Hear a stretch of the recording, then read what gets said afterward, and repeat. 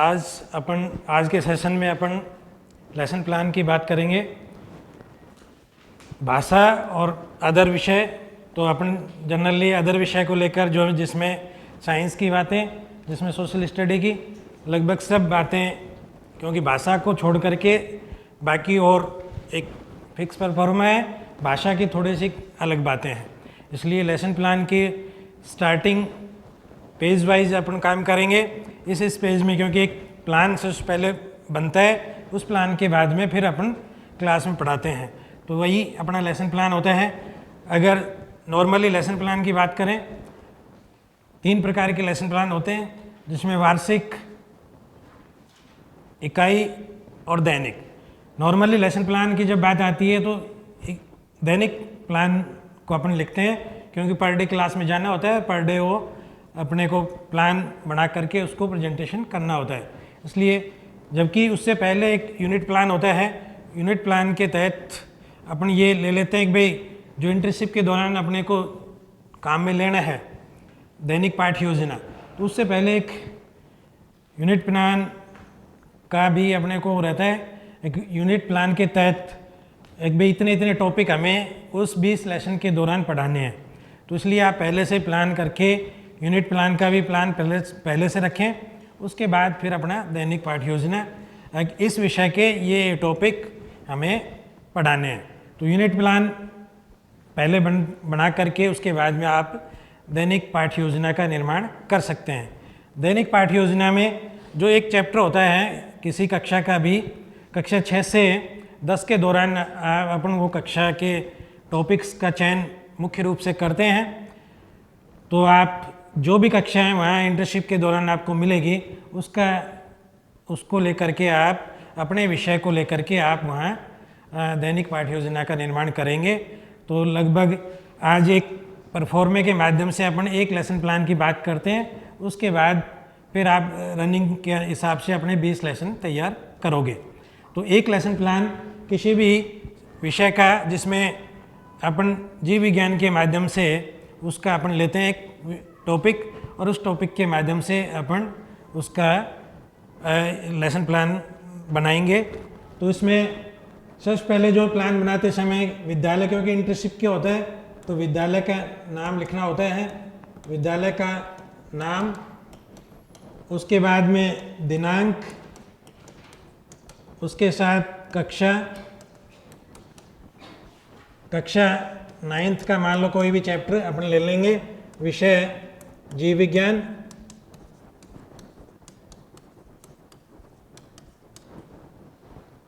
प्रकरण कोशिका विभाजन,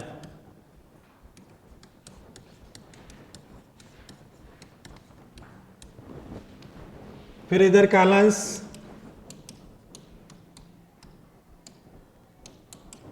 जो भी आता है क्लास फर्स्ट या सेकंड जो भी आता है आपका, उसके बाद समय अवधि जो कि 35 या 40 मिनट का पीरियड होता है। इसके बाद उद्देश्यों की अपनी बात करते हैं, जिसमें उन उद्देश्यों को हम प्राप्य उद्देश्य कहते हैं।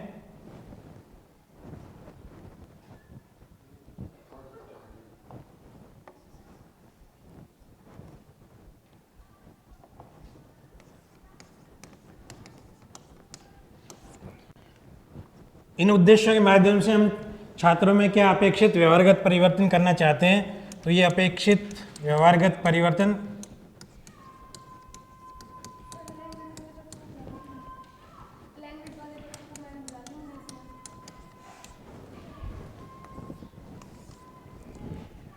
उसके माध्यम से ज्ञानात्मक उद्देश्य की बात, इसके तहत हम 2 बातों के करते हैं छात्र, जिसमें इस ज्ञानात्मक उद्देश्य के माध्यम से छात्र कोशिका विभाजन से के प्रकरण को प्रत्यास्मरण कर सकेंगे। तो इसका छात्र कोशिका विभाजन,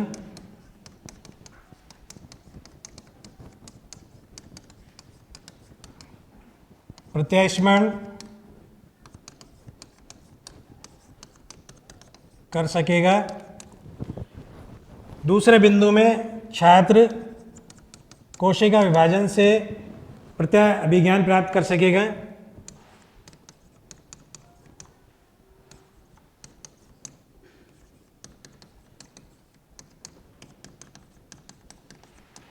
तो ये उद्देश्य, दो ज्ञानात्मक उद्देश्य के माध्यम से हम दो बातों की बात करते हैं, जिसमें प्रत्यास्मरण, प्रत्यास्मरण का मतलब रिकॉल, रिकॉल का मतलब वो इस टॉपिक से संबंधित रिकॉल करेगा, उसकी चीज़ों को याद करेगा। उसके बाद में रिकॉग्नाइजेशन, दूसरी बात है प्रत्याभिज्ञान, जो कि रिकॉग्नाइजेशन की बात है, वो उसके उस टॉपिक से संबंधित बात को पहचान सकेगा। ये इस ज्ञानात्मक उद्देश्य के माध्यम से करते हैं। अगली जो बात आती है,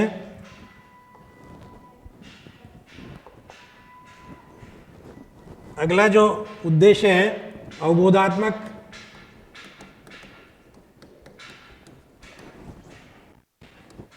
इसमें बहुत सारी बातें अवबोधात्मक के तहत लेते हैं, जिसमें व्याख्या करने वाली बात, उदाहरण देने वाली बात, तुलना करने वाली बात, वर्गीकरण, इन आदि चीज़ों को। तो इसमें जो टॉपिक से संबंधित अपन बात करेंगे, उससे संबंधित कम से कम दो बातें ले लेते हैं। छात्र कोशिका विभाजन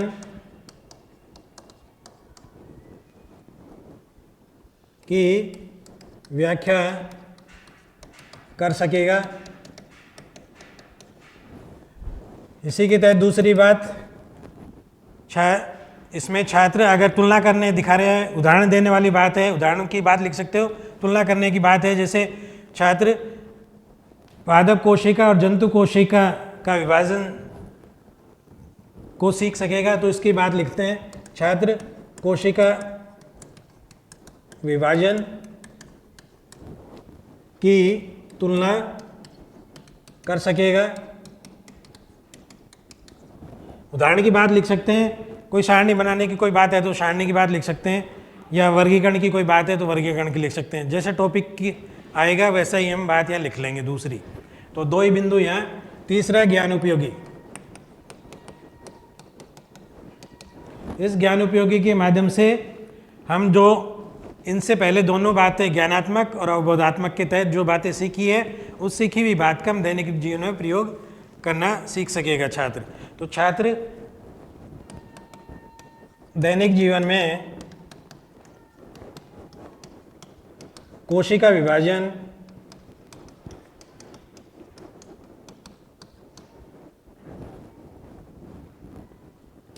से संबंधित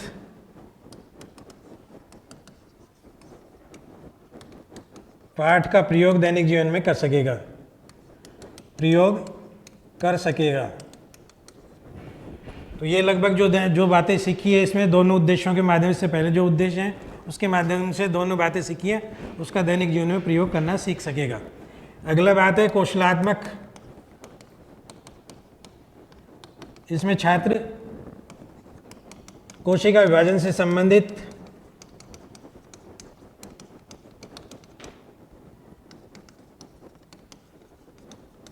चार्ट और मॉडल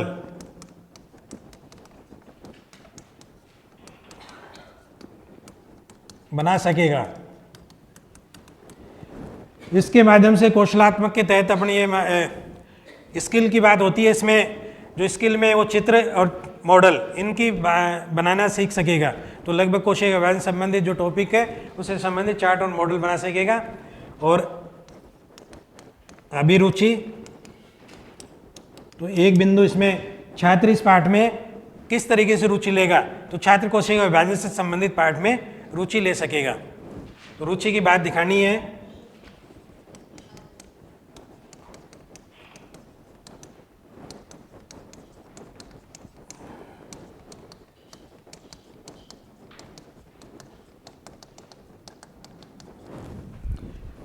अगला है अभिवृत्ति।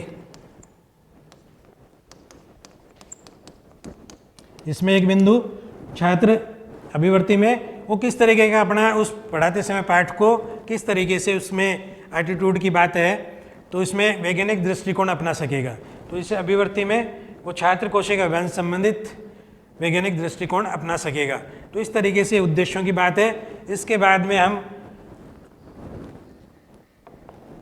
पूर्व ज्ञान की बात थोड़ी सी लिखेंगे, जिसमें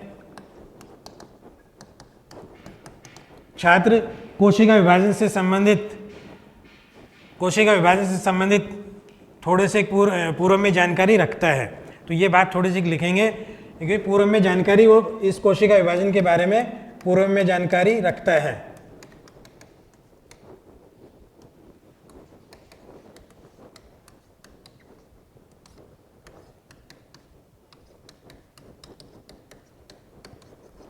इतनी बात यहाँ लिख देंगे। उसके बाद सहायक सामग्री,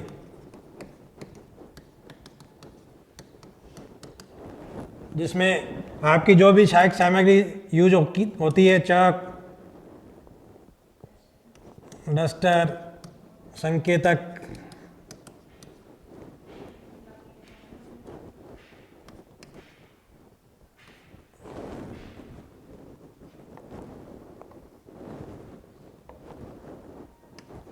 लपेट फलक, चार्ट, मॉडल आदि, ये बातें यहाँ लिख देंगे। उसके बाद शिक्षण विधियों का प्रयोग करेंगे।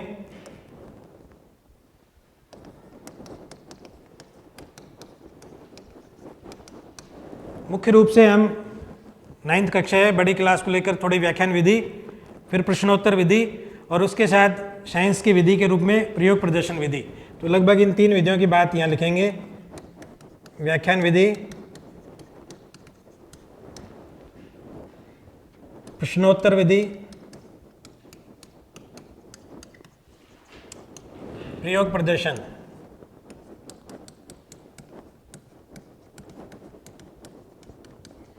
मुख्य रूप से प्रयोग प्रदर्शन विधि साइंस के रूप में जितने भी साइंस के विद्यार्थी प्रयोग प्रदर्शन में यूज़ करेंगे। सोशल स्टडी के विद्यार्थी समस्या समाधान का प्रयोग करेंगे। मैथमेटिक्स का है जो स्टूडेंट है वो आगमन निगमन विधि का विशेष स्पेशल विधि के रूप में इनकी बातें प्रयोग में करेंगे। 2 विधि कॉमन के रूप में ले सकते हैं। इसके बाद आप प्रस्तावना की बात लिखेंगे। प्रस्तावना जैसे माइक्रो में हमने सीखा था, वही 5 प्रश्नों के माध्यम से प्रस्तावना तैयार करेंगे। और उसके बाद उद्देश्य कथन की बातें,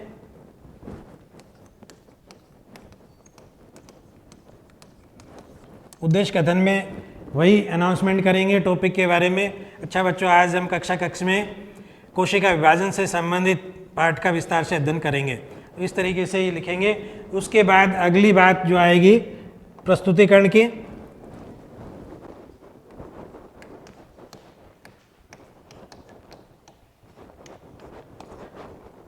प्रस्तुतिकरण के बाद अपने प्लान बनाते समय लगभग 4 कॉलम तैयार करेंगे, जिसमें शिक्षण बिंदु,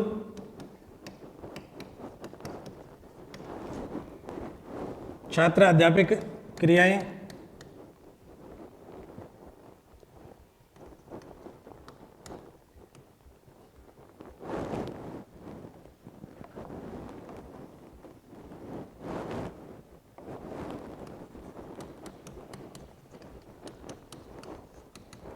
छात्र अध्यापिका क्रियाएं, ये कॉलम थोड़ा सा बड़ा रखें और ये 2 कॉलम है इक्वल साइज के रखें। छात्र क्रियाएं, श्यामपट्ट कार्य।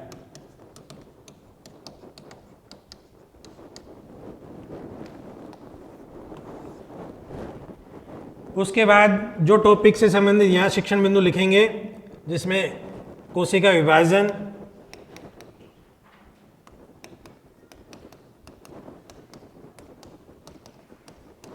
की परिभाषा,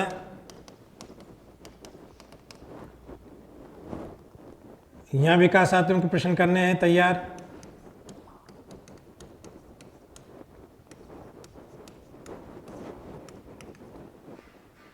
दो प्रश्न कम से कम पूछने हैं, जिसमें एक प्रश्न आपका टॉपिक के अंदर का, दूसरा उसका टॉपिक के अंदर का, लेकिन वो उसका निरुत्तर आए यहाँ।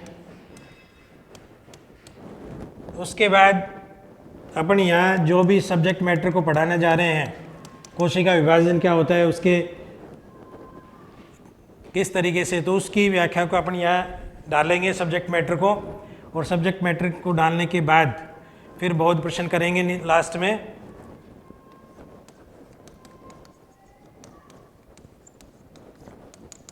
ये सब्जेक्ट मैटर डलेगा यहाँ। छात्र क्रिया में छात्र वही है, ध्यानपूर्वक सुनेंगे, अपनी नोटबुक में नोट लिखेंगे।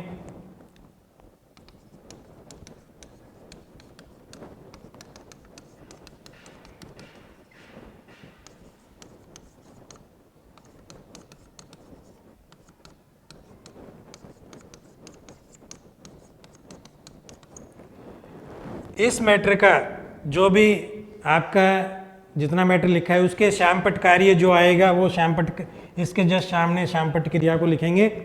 तो ये एक बिंदु, ऐसे 3 बिंदुओं को लेकर के अपन काम करते हैं। तीसरा बिंदु भी नेक्स्ट पेज पर और उसके बाद नेक्स्ट पेज पर दूसरा बिंदु, तीसरा बिंदु, ऐसे करते हुए फिर लास्ट में हम मूल्यांकन की बात करते हैं, मूल्यांकन प्रश्नों की बात करते हैं। मूल्यांकन प्रश्न कहें या मूल्यांकन, क्योंकि जितना मैटर अपन पढ़ा चुके होते हैं तो उसका हम अपना मूल्यांकन करते हैं। टीचर अपना मूल्यांकन करता है कौन से प्रश्न आपने कौन से सब्जेक्ट मैटर में पढ़ाए और कौन कौन से मैटर बच्चों को समझ में आया कि नहीं आया, वो सारे प्रश्न यहाँ तैयार करते हैं। उन प्रश्नों को मूल्यांकन प्रश्न करने के लिए कम से कम 6 प्रश्नों को तैयार करते हैं, क्योंकि 3 सब टॉपिक पढ़ाए हैं। 3 सब टॉपिक में 2-2 प्रश्न आपके बनने चाहिए। अब वो आपके ऊपर डिपेंड है कौन से प्रश्न कैसे बनाते हो, जिसमें ऑब्जेक्टिव टाइप के प्रश्न यहाँ करने हैं। ऑब्जेक्टिव के जो प्रकार हैं उन प्रकारों को, जिसमें एबेसैदे ऑप्शन वाले, एबेसैदे वाले, फिर ट्रू एंड फॉल्स वाले, उसके बाद रिक्त स्थान वाले, उसके अलावा वन वर्ड वाले, ये मुख्य रूप से ये ऑब्जेक्टिव टाइप के प्रश्न हैं। इन प्रश्नों को आपको करने हैं। कोई से टॉपिक से भी आप कहीं से भी वो प्रश्न तैयार कर लें। 6 प्रश्नों को, यानी कि एक टॉपिक से 2-2 प्रश्न आप तैयार करें, जिससे कि टोटली 6 प्रश्न आ जाएं और उसके माध्यम से आप अपना मूल्यांकन निकालें। एक छात्रों ने ये छात्रों से पूछने होते हैं एक भाई आपका सब्जेक्ट मैटर आपने पढ़ाया तो वो समझ में आया कि नहीं आया, वो पूछ करके आप अपना मूल्यांकन लास्ट के लेसन के एंड में पढ़ाने के बाद ये मूल्यांकन प्रश्न करने होते हैं, जिससे कि मूल्यांकन किया जाता है आपका भी स्टूडेंट का, दोनों का मूल्यांकन किया जाता है। इसलिए इन चीज़ों का मूल्यांकन प्रश्नों के माध्यम से अपन करते हैं। और लास्ट में अपन बातें करते हैं गृह कार्य की। तो गृह कार्य जितना भी अपन ने पढ़ाया है,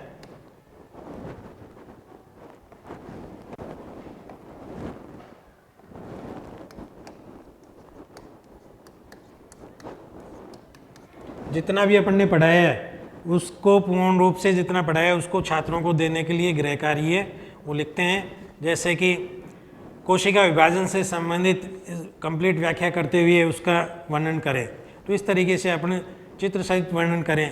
तो इसमें लगभग इस तरीके की बातें आप अपने लेसन प्लान को लिखें और फिर अगला लेसन तैयार करें। फिर अगला ऐसे करते हुए आपको 20 लेसनों की बात यहाँ करनी है। तो आज के सेशन में इस लेसन प्लान को अपन ने ऐसा किस तरीके से समझा। धन्यवाद।